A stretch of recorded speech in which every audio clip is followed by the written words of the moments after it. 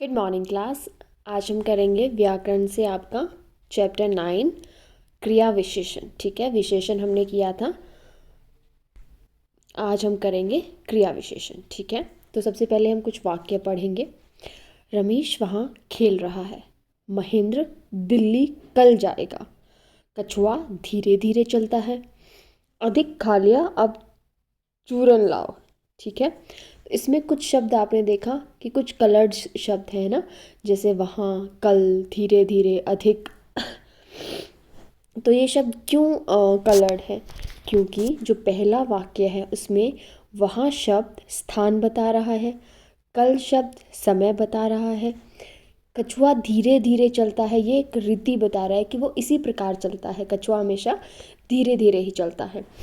और अधिक मात्रा बता रहा है कि अधिक है, कम है, ज़्यादा है, बहुत ज़्यादा है, तो वो मात्रा है कि कितनी है। ठीक है, तो जो वाक्य में अधिक शब्द है वो मात्रा बता रहा है। तो वहाँ कल, धीरे धीरे, अधिक शब्द क्रिया की विशेषता बता रहे हैं, जो कार्य हो रहा है उसकी विशेषता बता रहे हैं। अगर जैसे रमेश खेल रहा है तो क्या विशेषता है उसकी, रमेश की, वो क्या, कहाँ खेल रहा है, वहाँ खेल रहा है। तो वहाँ शब्द जो है वो हमें स्थान बता रहा है, उस क्रिया के खेलने का स्थान बता रहा है। और दिल्ली जाने का समय बता रहा है दूसरा वाक्य। ठीक है, तो बच्चों जो शब्द क्रिया की विशेषता बताते हैं उसे क्रिया विशेषण कहते हैं। क्रिया किसे कहते हैं? जो भी, जिससे भी हमें, जिस शब्द से किसी कार्य के करने या होने का पता चलता है ना, तो वो जो कार्य हो रहा है उसकी जो विशेषता बताता है उसे हम क्रिया विशेषण कहते हैं। अब क्रिया विशेषण के 4 भेद होते हैं: स्थानवाचक, कालवाचक, रीतिवाचक व परिमाणवाचक। और इसे हम विस्तार में पढ़ेंगे अभी। स्थानवाचक क्रिया विशेषण, जिससे, जैसे कि नाम से पता चल रहा है स्थानवाचक, अगर स्थान है तो ये हमें क्या बोध करवाएगा, किस चीज़ के बारे में बताएगा?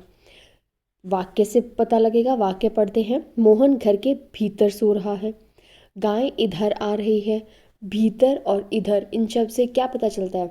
स्थान का पता चलता है कि मोहन भीतर सो रहा है, अंदर सो रहा है ना, या मोहन बाहर सो रहा है, तो पता चलता है कि कहाँ सो रहा है, वो स्थान कहाँ है जहाँ पर मोहन सो रहा है। ठीक है, गाय इधर आ रही है या उधर जा रही है, तो वो स्थान का पता चलता है उससे। तो इसकी परिभाषा क्या होगी? जिस शब्द के द्वारा क्रिया के होने का स्थान, जो भी कार्य वहाँ पर हो रहा है उसका स्थान पता चले, उसे स्थानवाचक कहते हैं। जैसे सो रहा है क्रिया है, ठीक है, कोई भी सो रहा है उसको क्रिया कहेंगे। ठीक है, वो क्रिया कहाँ हो रही है? भीतर हो रही है, घर के भीतर हो रही है, तो भीतर शब्द क्या हुआ यहाँ पर? क्रिया विशेषण होगा, स्थानवाचक क्रिया विशेषण। जैसे कि यहाँ, वहाँ, बाहर, भीतर, इधर उधर आदि, ये सारे शब्द स्थान को बताते हैं, तो ये स्थानवाचक क्रिया विशेषण होगा। दूसरा है कालवाचक क्रिया विशेषण। मैं सुबह घूमने जाता हूँ। तुम अभी चले जाओ, सुबह से पता चलता है कि वो सुबह जाता है, और अभी जाओ मतलब अभी, तुरंत, इसी वक्त जाओ, है ना। तो इससे हमें समय का पता चल रहा है, जो भी काम हो रहा है वो किस समय हो रहा है, तो उस समय से हमें पता चल रहा है कि जो भी कार्य है उसका समय पता चल रहा है। ठीक है, तो ये नाम से ही इसकी परिभाषा हम समझ सकते हैं कि जो शब्द क्रिया के होने का, क्रिया जो भी हो रही है उसका समय प्रकट करते हैं, उसका समय बताते हैं, उसे कालवाचक क्रिया विशेषण कहते हैं। जैसे कि आज, कल, परसों, अब, जब, अभी, तुरंत, प्रतिदिन, दिन भर, लगातार, इन सब शब्दों से हमें जो क्रिया हो रही, जो कार्य हो रहा है उसके होने का समय पता चलता है। ठीक है, तीसरा है रीतिवाचक क्रिया विशेषण। जैसे कि मोहन इस पाठ को ध्यान पूर्वक, बिल्कुल ध्यान लगाकर पढ़ रहा है। धीरे चलो वरना गिर जाओगे, है ना, हमेशा अगर तेज चलोगे तो गिर जाओगे, इसीलिए धीरे चलो। ठीक है, तो इसका परिभाषा क्या होगी? जो शब्द क्रिया को करने या होने की रीति या विधि की, वो कार्य किस तरीके से हो रहा है, उसकी विधि, उसका तरीका बता रहा है, उसे हम रीतिवाचक कहते हैं। जैसे कि बच्चा ध्यान पूर्वक पढ़ रहा है। कैसे पढ़ रहा है? ध्यान पूर्वक। किस विधि से हो रहा है? ध्यान से, है ना। धीरे चलता है, कछुआ धीरे चलता है, तो उसकी विधि क्या है, उसकी रीति क्या है कि वो धीरे चलता है। जल्दी, अचानक, मैं मुड़ा और अचानक से गिर गया, तो अचानक, एकदम से, है ना। तो वो बता रहा है कि विधि क्या है उसकी, क्या किस तरीके से वो कार्य हो रहा है, तो वो रीतिवाचक क्रिया विशेषण कहलाएगा। चौथा है परिमाणवाचक। परिमाणवाचक मतलब कि वाक्य से समझेंगे। वह जल अधिक पीता है, हरि कम पड़ता है। वह जल क्या पीता है? अधिक, ज़्यादा पीता है ना। और हरि कम पड़ता है, हरि बहुत कम पड़ता है ना। तो इसमें अधिक और कम जो शब्द हैं वो बता रहे हैं कि कितनी मात्रा में हो रहा है वो काम, कितनी मात्रा में कोई भी कार्य हो रहा है। तो इसकी परिभाषा क्या होगी कि जो शब्द क्रिया की मात्रा, परिमाण का बोध कराते हैं कि अधिक है, ज़्यादा है, कम है, थोड़ा है, उतना है, ठीक है। तो ये सब जो शब्द बताते हैं उन्हें हम परिमाणवाचक क्रिया विशेषण कहते हैं। जैसे कि कम, बहुत, काफ़ी, उतना, थोड़ा, उससे हमें पता चलता है कि कितनी मात्रा में कोई कार्य हो रहा है, उस कार्य के होने की मात्रा क्या है, ठीक है। विशेषण और क्रिया विशेषण में अंतर क्या है? अब विशेषण और क्रिया विशेषण में क्या अंतर होता है? तो विशेषण जो शब्द होते हैं वो किसकी विशेषता बताते हैं? संज्ञा या सर्वनाम की। और क्रिया विशेषण क्रिया की। सबसे मुख्य अंतर तो ये है कि क्रिया विशेषण संज्ञा या सर्वनाम की बताते हैं, क्रिया विशेषण सिर्फ क्रिया की विशेषता बताते हैं कि जो कार्य हो रहा है उसकी विशेषता बताते हैं। जैसे कि राम अच्छा लड़का है, इसमें किसके बारे में बताया गया है? राम के बारे में। राम अच्छा गाता है, ये क्रिया विशेषण है।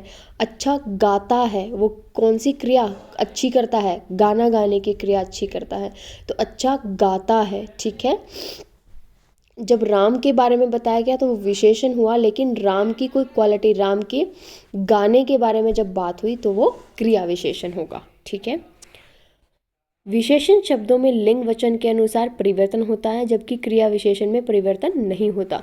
जब हम विशेषण पाठ पढ़ रहे थे तो हमने देखा था कैसे लिंग और वचन के बदलते ही विशेषण का जो प्रयोग है वो चेंज हो जाता था, बदल जाता था, है ना। उसी प्रकार जो क्रिया विशेषण है उसमें कोई परिवर्तन लिंग और वचन के होने से नहीं होता है, ठीक है। इसलिए विशेषण को विकारी शब्द भी कहा जाता है और क्रिया विशेषण को अविकारी शब्द कहा जाता है। विशेषण को क्या? विकारी, और क्रिया विशेषण को अविकारी शब्द भी कहा जाता है, ठीक है। तो ये था आपका पाठ, और इसमें मुख्य रूप से आपके जो प्रश्न बनते हैं वो बनते हैं क्रिया विशेषण किसे कहते हैं। तो जो शब्द क्रिया की विशेषता बताते हैं उन्हें क्रिया विशेषण कहते हैं। क्रिया विशेषण के कितने भेद थे? 4 भेद: स्थानवाचक, कालवाचक, रीतिवाचक और परिमाणवाचक। अब सबकी परिभाषा क्या है? स्थानवाचक, तो जैसे कि नाम से ही पता चलता है, जिस शब्द के द्वारा क्रिया के होने का स्थान पता चलता है उसे स्थानवाचक क्रिया विशेषण कहते हैं। जैसे यहाँ, वहाँ, बाहर, भीतर, इधर, उधर आदि, ठीक है।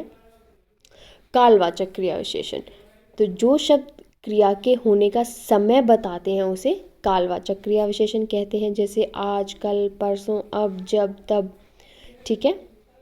रीतिवाचक, जिससे उसकी विधि, जिससे उसकी रीति होने का पता चलता है उसे हम रीतिवाचक क्रिया विशेषण कहते हैं। जैसे जल्दी, अचानक आदि, ठीक है।